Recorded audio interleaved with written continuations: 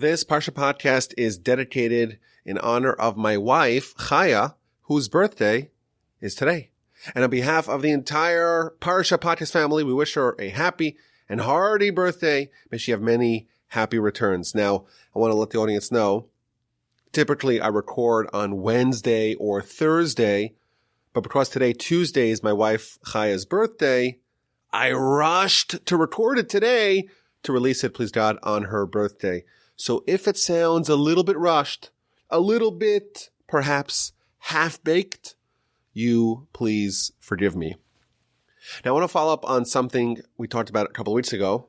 I mentioned a couple of weeks ago that we hired a new rabbi, Rabbi Abrams, and I wanted to fill up his schedule, and I made an open offer to the audience. Reach out if you want to start with a new rabbi. We want to fill up his schedule. Now, thank God the reception for this offer was very enthusiastic. And thank God we are already well underway with making appointments for Rabbi Abrams, and he's studying with a bunch of our listeners and friends, and things are going amazing. We also, because we got a wonderful response from women as well, we also found, and we hired actually a young woman, Shira Rosenblum, who is also now part of our staff, and she's going to study with the women who reach out. And thank God it's fantastic. But I had a long conversation with the powers that be, and I said, why are we only offering a few slots for Rabbi Abrams and Miss Rosenblum? We should open up this opportunity for all. Let the floodgates loose. Whoever wants to come study with one of our rabbis. But what if all the slots get filled? You know what? We're going to hire another rabbi and another Rebbitzin, but it's expensive, they told me. So what? We'll raise the money. So here's the update. We have adopted a no child left behind approach. No Jew, if you will, left behind approach. If you want to study with a Torch rabbi or a Rebbitzin, this project, like I said, is open for men and women. We will pledge to try to find one for you. And you know what? If we can't find someone with our existing staff that has some time and availability, we're just going to hire more. This is Torch after all. We'll find a way.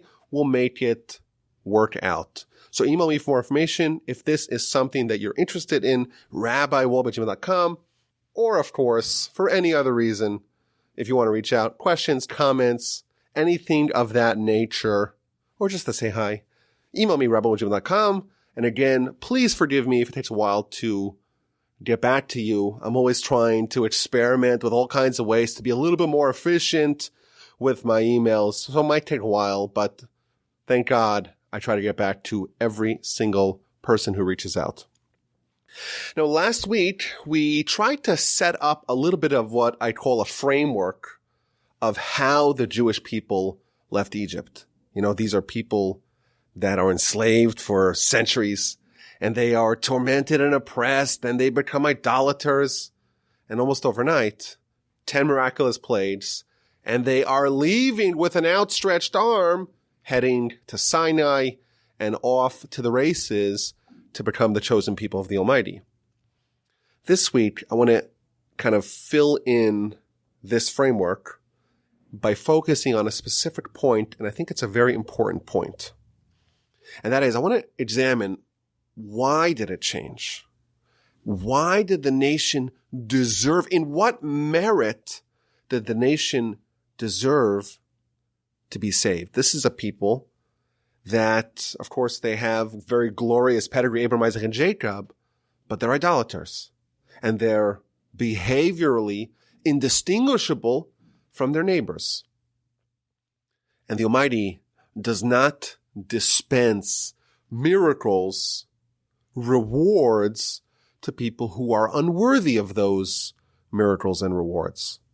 So today I want to focus on the question, what did the Jews do, or what merit did they have that justified, that warranted them being saved in such wonderful, miraculous fashion?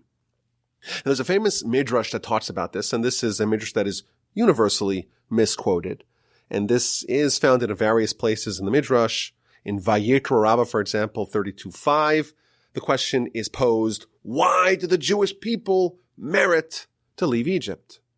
And the Midrash tells us, because they didn't change their names, and they didn't change their language, and they didn't speak lashon hara, evil talk, gossip. And there was no one amongst them who was immersed in promiscuity.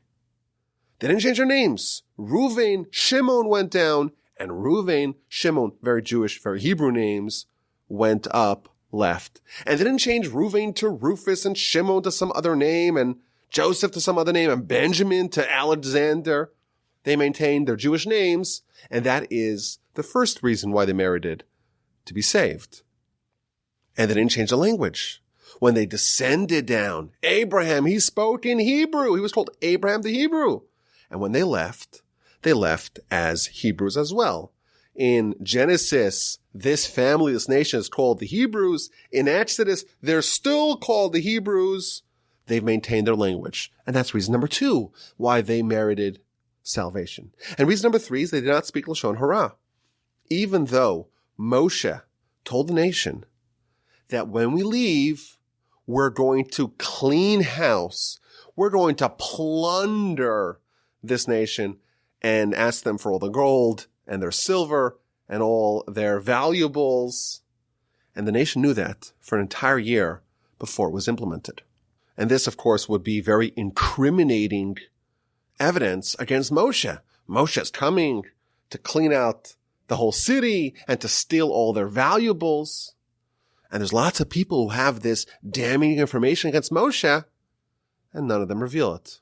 This is a nation, their flaws notwithstanding, it's a nation that does not speak evil talk against fellow Jews, and that's the third merit why they are saved. And finally, they are not promiscuous.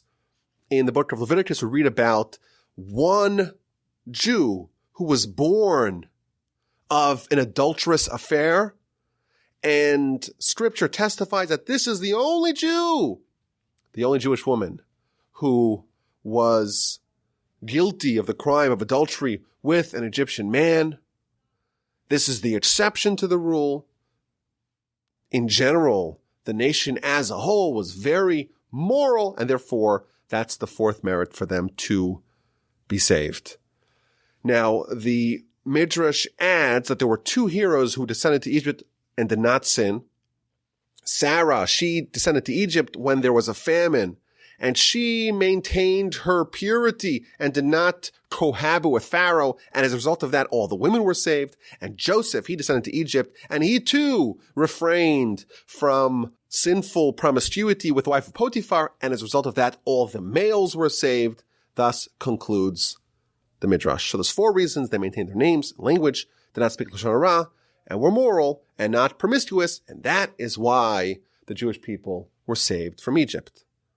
Now, there's an additional clause that's not featured in the Midrashic literature, but is found in the medieval commentaries, and it's almost universally appended to this Midrash, and that's why I say this Midrash is always misquoted, and that is that the Jewish people did not change their garments. They maintained the distinctive Jewish dress.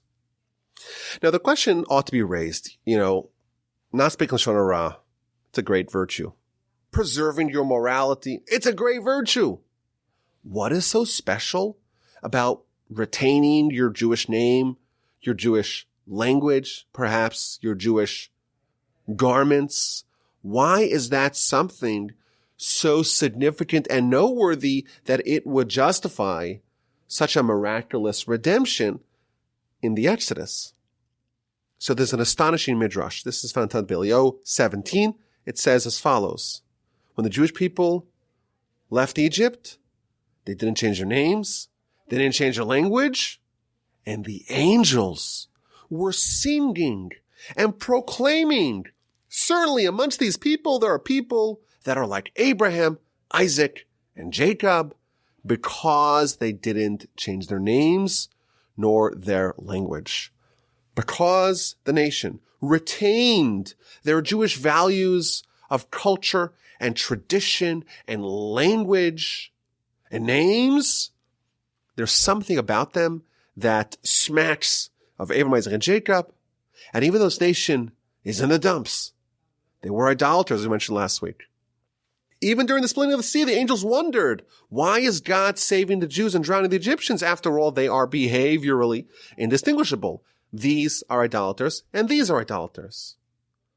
Nevertheless, this nation descended from Abraham and Jacob. They descended from giants. And it's been 193 years since Jacob has passed.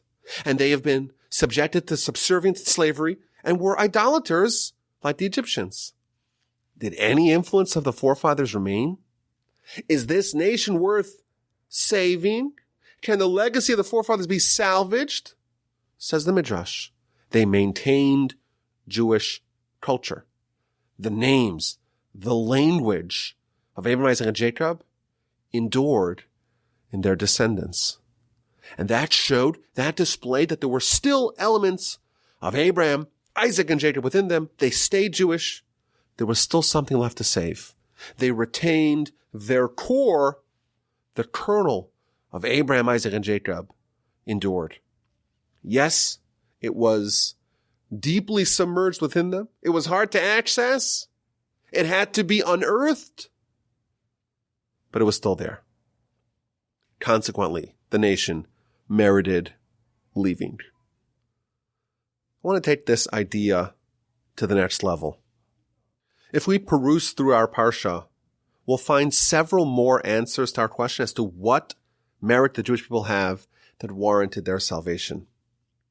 In chapter 12, verse 6, it's talking about the requirement for them to guard the Pesach offering.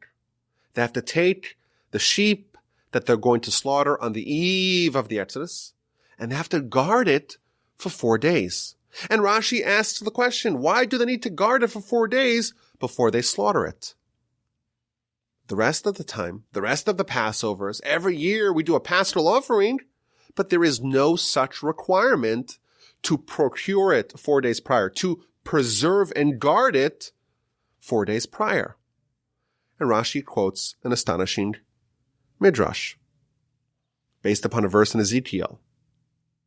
God said, I made a promise, an oath to Abraham that I will redeem his sons, his children.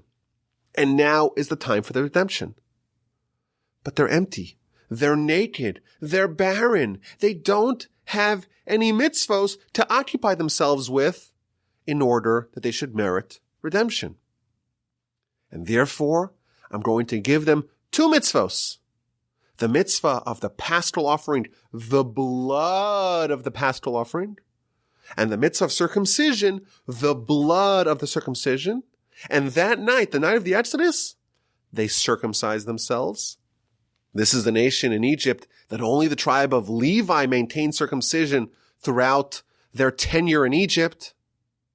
And now, on the eve of the Exodus, on the eve of the 14th of Nisan, the entire nation does the mitzvah of circumcision, has the blood of circumcision, moreover, the blood of the paschal offering, and now the nation can be saved.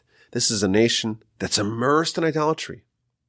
And therefore God says, withdraw from your idols, slaughter your pagan deity, and take the animal that you previously have worshipped alongside your Egyptian compatriots, and slaughter it, and take that blood, and the blood of the sacrifice, and the blood of the circumcision, that is your merit to be redeemed. What an amazing Rashi. The Jewish people were destined to be redeemed. After all, God made this promise. But they needed to be occupied with mitzvos in order to be worthy of this redemption. So God gave them mitzvos. But not just any mitzvos. Specifically, the blood of the Passover sheep and the blood of the circumcision. Why specifically these two? Couldn't God have given them, say, the mitzvah of Shabbos and mezuzah, kosher and tefillin? There's lots of options. Why these two? I think this takes us to the next level. There's something special about these 2 mitzvos that's going to prepare the nation for the Exodus. These two things are about sacrifice. Before you leave, on the eve of moving day, you've been in Egypt now for centuries, and the entire nation is going to leave in mass. I want a mitzvah, says God, of circumcision. I want you to undergo a complicated surgery, a surgery that really you'll have a hard time even processing why you do it, right before you leave on your big trip. Think about the trip in general. What an enormous logistical nightmare to pack up and move everyone on the same day, millions of people. And comes along Moses and he makes a proposal. The evening beforehand, lets everyone undergo a painful and complicated and debilitating surgery. And the nation says yes. That is commitment. That is sacrifice. That's the first mitzvah, the mitzvah of the blood of circumcision. Well, what about the other blood? They took the sheep, which was worshipped as a god by the Egyptians and, of course, by the Jews. If you remember back in the previous Parsha, after Pharaoh had proposed doing the festival in Egypt, Moses responded, how could we slaughter the idol, the deity of Egypt in front of their eyes and they won't stone us? This was a nation that deified these animals and they would avenge anyone who harmed these animals. And like we mentioned, the Jews were also enumerated amongst the idolaters of Egypt. And now the Jews are told, each one of you, buy a sheep and bring it home and tie it to your bed and spend some time with it. Spend a couple days with it and slaughter it. And moreover, I want you to take the blood of the dead animal and smear it on your doorposts for all to see. And then take the sheep and roast it on a spit, showing to all the Egyptians. Let them see their deity spinning on a rotisserie, the wafting aroma of thousands, maybe even hundreds of thousands of roasting idols permeating the country for all to smell. Moshe tells the nation, God tells the nation, slaughter your gods, lowercase g. Slaughter the God of the Egyptians. Dissociate yourselves from these bad habits. Do it publicly. Do it brazenly. Do it fearlessly. And this sacrifice, the blood of circumcision, the other sacrifice of the blood of the paschal offering, this is the ammunition that you need to merit the miracle. You want to be worthy of this miracle? You must do some sacrifice. You must ascend above your natural state to earn it. That's another reason why we are told the nation merited the Exodus.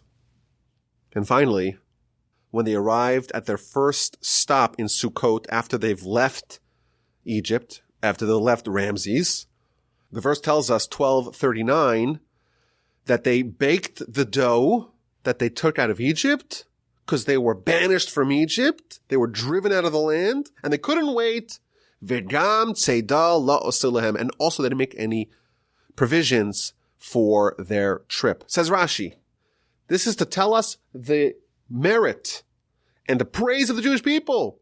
They didn't say, hey, how can we go out to the wilderness, to the desert without any food, without any provisions?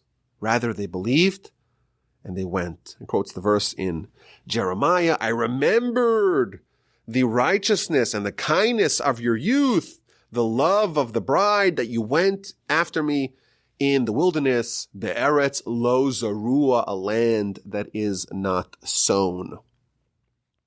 The nation, like we said, were comprised of a lot of sinners, but they did an act of unparalleled faith.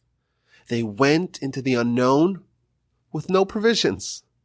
All they had was some dough that was not even baked and their reliance on God. The Midrash actually tells us that this matzah that they baked lasted them for a month until the manna started falling on Lag BaOmer. So imagine, you picked up your family, you've spent again hundreds of years in Egypt, this is what you know, and now there's been some miracles, and you're being hustled out of Egypt, and you're going to parts unknown, with no food, with no real plan, just reliance on God. Now, we'll point out that Rashi does not directly connect this to the merit of the Jewish people being redeemed, but it is showing us the state of the nation during their redemption. So in what merit did the Jewish people get saved from Egypt? They maintained their culture, their names, language, perhaps also their clothing, and this made them associated with Abraham, Isaac, and Jacob. But they were empty of mitzvos, and they had to undergo the sacrifice, so to speak, of the blood of circumcision and the blood of the paschal offering, and they went into the wilderness, into the unknown, based solely upon their faith and trust in God. Yes, the Jewish people were idolaters and sinners, but there was something remarkable about them. They were distinct. They were different. Their names were different. Their language was different. Perhaps their garments were different as well. And they also had a commitment, personal sacrifice for God, and they displayed complete trust in God, and they forfeited their security, and they went into the unknown. And here's where things get interesting. This is the next level of the idea. The Egyptian experience was already foretold to Abraham, chapter 15 of Genesis. Yodoa Teda, you should surely know that your children will be foreigners in foreign land. They'll be tormented, they'll be oppressed, they'll be enslaved for 400 years, and afterwards they'll leave with great wealth. And the question we always ask is, wait a minute, why did the Jews, from the very beginning of their nationhood, this is even before Isaac is born, why did they necessarily have to endure hundreds of years of servitude and suffering?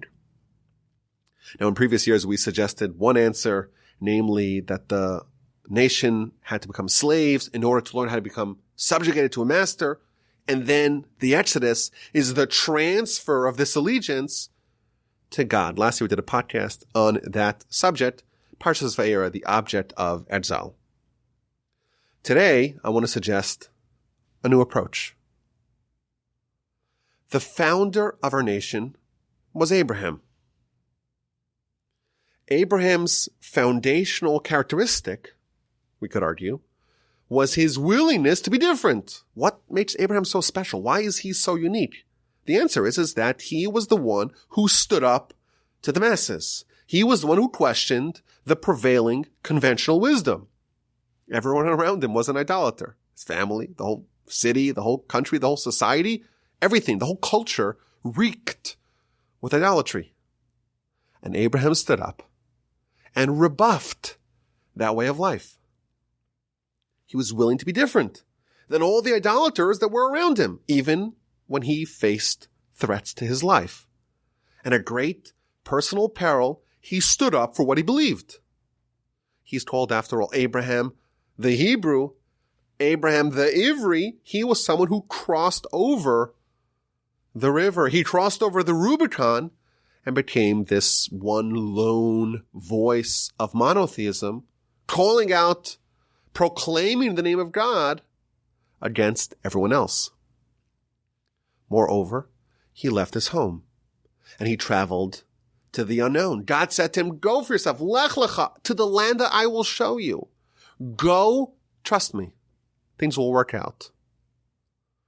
Abraham also circumcised himself midday for all to see, even though, according to the Midrash, he faced death threats for doing that. Oh, and by the way, when did Abraham do that? Abraham did that. Abraham's circumcision was on Pesach, on Passover. If you remember, that same day, the angels go to Lot, and he's baking matzah. Rashi tells us it was Passover. So Abraham displayed self-sacrifice in both the blood of circumcision and in the blood of Passover, in repudiation of idolatry. And thanks to Abraham's valiant faith and commitment, God chose him to be the father of the Almighty's people. Abraham's descendants will complete what he began and bring the world to perfection. But there's one disclaimer. There's one caveat. There's one requirement. They will be the Almighty's nation. Provided, so long as they too demonstrate that they harbor the Abrahamic genes. Abraham was a titan, but he was an individual. For Abraham's movement to be concretized in a nation, they have to, as a nation, at scale, demonstrate that these qualities remain strong within them and don't erode. And therefore God says, I've chosen you. However, your children, not so fast. Yadoa Teda, you should surely know that your children will be tested. How are they going to be tested? They're going to be tested by being forced to retrace your steps. Everything that you did as an individual, they will have to do as a nation. They're going to be plunged back to the same kind of environment that you came from. They're going to be thrown into the same hostile and foreign waters that you emerged from. Let's see if your greatness, if your uniqueness, if your characteristics are still present in your descendants on a national scale after a couple of 100 years of being surrounded by the Egyptians, of being surrounded by idolatry. And therefore, the Egyptian experience is thus a test to see if the nation could withstand all the tremendous pressure to assimilate and acculturate and lose their uniqueness and forfeit their Abrahamic genes, or perhaps Abraham's influence is permanently embedded in his descendants. And after 210 years in Egypt, what do we find? We find that the influence of Abraham still courses strongly within his descendants. They're different. He was different. They're different. Abraham was distinct and a loner. The nation follows suit. Abraham was willing to be an outlier, was willing to not go with the flow, was willing to resist, was willing to accept the ostracization and the pariification of being an outsider. In Egypt, the Jewish people did the same. They maintained their culture. They maintained their differences and distinct identity and culture. They were distinct in language, in names, in dress. The spirit of Abraham of not just yielding to what everyone else tells you to do. The spirit, of course, perpetuated by Isaac and Jacob, still existed strongly within them. Yes, of course, they were idolaters. Yes, they were influenced by the people around them. But there was a shimmering Abrahamic ember still glowing within them. And it was ready to be fanned back to life. It was lying in wait like a sleeping giant, hibernating, fully preserved, fully operational, raring to go.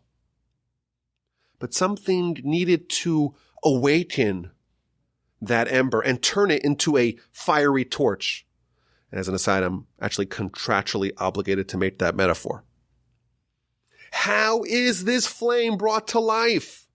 The nation, God promised he's going to save the nation. He told his promise to Abraham. But there's still a need for some mitzvahs. They're empty. They're naked. How is this flame going to be brought to life? We need some sacrifice. The nation needs to make a determination. They have to make a stark choice. They have to follow in the footsteps of Abraham and risk all and slaughter the idols and splash the blood on the door for all to see. The ember within must be brought out to the surface, must be publicized externally. The fire is no longer solely to be captured within. The flames must come out for all to see. And like Abraham before them, they must follow God and forfeit the security of certainty.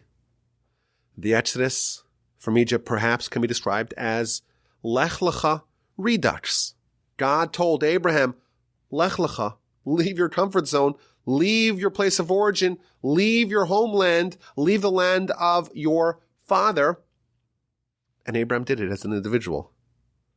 And this time, it's the entire nation, leaving their comfort zone, leaving their place of familiarity, and going to the unknown to follow God. And once it's certain for all that the qualities of Abraham are so thoroughly baked into the bones of the nation, the Exodus can happen and the march to Sinai begins. I think this is all a wonderful lesson for us. The defaults are very powerful. Incumbency is very hard to dislodge. Remember an example from a couple of years ago. It used to be that you got an iPhone and you had built in, you had Google Maps, which was the best, still is the best mapping application. But there was some disagreement between Apple and Google, and Apple says, okay, we're going to start Apple Maps. And if you remember, it was a couple of years ago, it was just a dreadful experience because the Apple Maps, they just didn't have all the data and it just wasn't programmed so well, and people were driving off cliffs. There were some crazy stories, and it was just a total mayhem. And we have an objectively inferior product, but you could just go to the App Store and download your Google Maps. But what happened? You buy your new phone and it has a mapping application. There's an incumbent. There's a default setting. And that captured 75% of the market, even though a vastly superior product was one click away. Our natural state is stagnation. Our natural state is to just work with whatever we have, do whatever we're told, abide by whatever we're shown. That's the human condition. That is outside of Abraham. Abraham is the innovator. Abraham is the iconoclast. Abraham is the independent thinker. He is someone who's able to stand up for what he believed, even if the entire world and the entire society and everyone that he knows would ridicule him, would mock that way of life, would threaten his well-being. He was willing to put his life on the line as a result. He was willing to walk into the abyss. He was willing to go through the crucible of the blood of circumcision, of the blood of Passover, and with the Egyptian Exodus. That proved that those qualities, those Abrahamic genes, were bequeathed to us, his descendants. I want to point out that the Midrash says that actually of the entire Jewish population, 80% of them didn't make the cut. 80% of them remained in Egypt. Only 20% of the biological descendants of Abraham actually had what it takes to make it to the next level, to leave Egypt. But we, of course, are part of that 20%. The Abrahamic gene still today, I would say, exists in his descendants. Is it a surprise, thus, that so many great scientists and technologists and titans of industry who invent new products, who invent new ways to see the world, who are willing to stand up to the orthodoxy, so to speak, of the incumbency, where does that come from? We would say that that's Abraham's qualities at play. He was the first, and we still maintain that legacy. Yes, the defaults are strong. Yes, of course, the influences are fierce. But we must remember and never forget that the, at least, ember of Abraham is still within us. We are princes of the Abrahamic legacy. And we can never forget that we're here to do big things. We're here to accomplish great things. Our national mission statement is to perfect the entire world with the kingdom of God. Letaken olam b'malchut shakai. It's a pretty tall order. most nations would say, that doesn't really sound so doable. Count me out. But we're not like everyone else. We're willing to be different. We're willing to be distinct. We're willing to endure challenges and maintain our uniqueness. We're willing to even sacrifice a little bit for what we believe. And we're willing to rely on God and go into the unknown because we trust Him. We have what it takes. We have the Abrahamic genes within us. You know what? Sometimes they're a little dormant. Sometimes they're not exactly surfaced, but they're there. And via some fanning, we could coax this flame once again back to life. And once the flame of Abraham is burning strong, nothing stands in our way. Okay, let's begin this week's A and Q. Here's the question. And of course, if you are a new listener, first of all, we welcome you aboard to the Parsha Podcast family. It's so wonderful to have you here. But at the end of every Parsha Podcast, we have a segment called A and Q, answers and questions instead of questions and answers. The presenter, i.e. me, Rabbi Yaakov Wolbe, coming to you from the Torch Center in Houston, Texas. I'm going to present the audience with a question from this week's Parsha. And if you would like, you could think about it. And if you could come up with an answer, that's wonderful. And you could also email it to me, rabbiwolbe@gmail.com. So here's the question. In our Parsha, we read about the Exodus, of course. And it seems like there is a consistent theme of haste.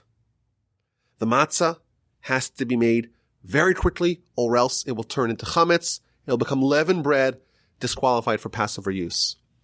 Moshe describes what it's like on the eve of the Exodus. How are you supposed to consume the paschal offering? Dressed, ready to go. You're wearing your shoes. You're holding your staff. Your belt is tightened. And you should eat the Pesach offering bechipazon with great haste. This is Pesach. This is the celebration for God. Apparently, haste is a virtue. But is it? You will recall back in Genesis that Reuben was criticized for being hasty like water. The same word here that the Torah describes the proper, appropriate approach towards consumption of the Pesach offering, chipazon. That same word is used to criticize Reuven that he was pachas kamayim. He was hasty like water. So is haste a good thing, or is haste a bad thing? We're told many times to be methodical, to be calm, to be circumspect, to be measured, to be deliberate, have a mesunim badin, which should be deliberate in judgment. The blessings of the priests in the book of Numbers, chapter 6, verse 23, we're told, Rashi tells us, not to give a blessing bechipazon, with haste. You have to do it calmly, with intention, with a full heart. So which one is it? Is haste a good thing? Or is haste a bad thing? Or perhaps it can be framed this way. Why, with respect to Passover and the Exodus, why is it different? The rest of the time we're supposed to do things calmly, with coolness, collected. And here on Pesach, there's a need for speed. If you have an answer, email me, rabbi@gmail.com. Last week we asked the question, and the question was, why is Moshe and Aaron's lineage and genealogy, that they come from Yocheved, who married Amram, and the whole story back to Levi, why is that not revealed in Parsha Shmos when they first undertake their mission to save the Jewish people? Only on the second time do we discover who they are and what their pedigree is. So, of course, the Parsha Podcast audience did not disappoint, and we got all kinds of wonderful answers. I want to share some of the answers that I received. First of all, I got this idea, and these ideas are related. Moshe and Aaron, they were selected. Why were they selected? So, if you were to ask me now, after I've read where they come from, I would say, well, they come from Levi. Levi's the most righteous of the sons of Jacob, but not only that, they come from Kahas, which is the most righteous of the sons of Levi, and they come from Amram. Amram, you know how righteous Amram was? In fact, the Talmud actually says Amram was one of the 4 people that died only because people have to die. He had no sins. Yocheved is his mother, such righteous people. Certainly Moshe and Aaron are the candidates to save the Jewish people. That's what you would say. But the truth is that there was no nepotism in the choice of Moshe and Aaron. They weren't chosen because of their pedigree. They were chosen because of their merit. Leading the Jewish people is not something that you are given by right. It is a meritocracy. And therefore, if you were told about their lineage, their genealogy, their pedigree, when they were introduced, you would say, aha, now I know why they're leading the people. They're leading the people because this is the son of Amram and Yocheved. Of course. They are royalty of the Jewish people. No one else deserves this job. But that's not the truth. The truth is, Moshe and Aaron, independently, regardless of who their family was, they were the best people for the job, and that's why they were chosen. And I think there's maybe a side point to that, and that is that we discover, and this is something that we've spoken about a couple times in the past, saviors of the Jewish people, and certainly people that are part of the pedigree of the saviors of the Jewish people, often actually have quite problematic backgrounds. For example, of course, David and Bathsheba, and David is a great-grandson of Ruth. Is he even Jewish or not? Can she convert or not? Judah and Tamar, that's the forebearers of Messiah. Ruth, by the way, comes from Moab. Well, who is Moab? Moab is the son of Lot and his daughter.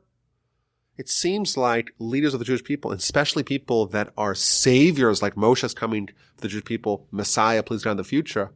These are people that almost by design come from very checkered backgrounds.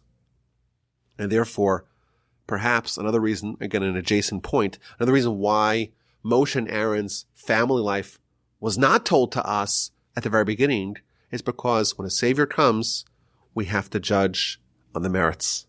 And we shouldn't investigate too much about their pedigree because you can never tell where salvation may come from. It may look like someone of a pristine background, or it may look someone like Moses. Moses, of course, was raised as a prince of Pharaoh, could be credibly accused of being a traitor. It may look like King David. King David, someone, is he a mamzer? Is he a bastard? Is he not a bastard? The Midrash even says that his father, Jesse, thought that he was not the legitimate father. Moreover, Rabbi Akiva, he was someone who was leader of Jewish people. His father was a convert, not exactly someone you would assume would actually reach the absolute pantheon of great Torah giants. Rabbi Meir, who is essentially the author of the Mishnah because his works were taken to be the basis of the Mishnah.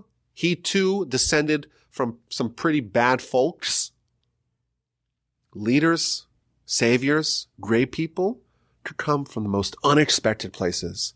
And therefore, Moshe and Aaron come, we judge them on the merits. How are they as individuals? We don't investigate too much. It's important to know. We'll get to it, but not at the very beginning. Those are some of the thoughts that we came up with collectively as a family, Parsha Podcast family. I hope you enjoyed. Thank you for listening. Have an amazing rest of your week, a fabulous Shabbos. Best regards. And please God, we will talk next week.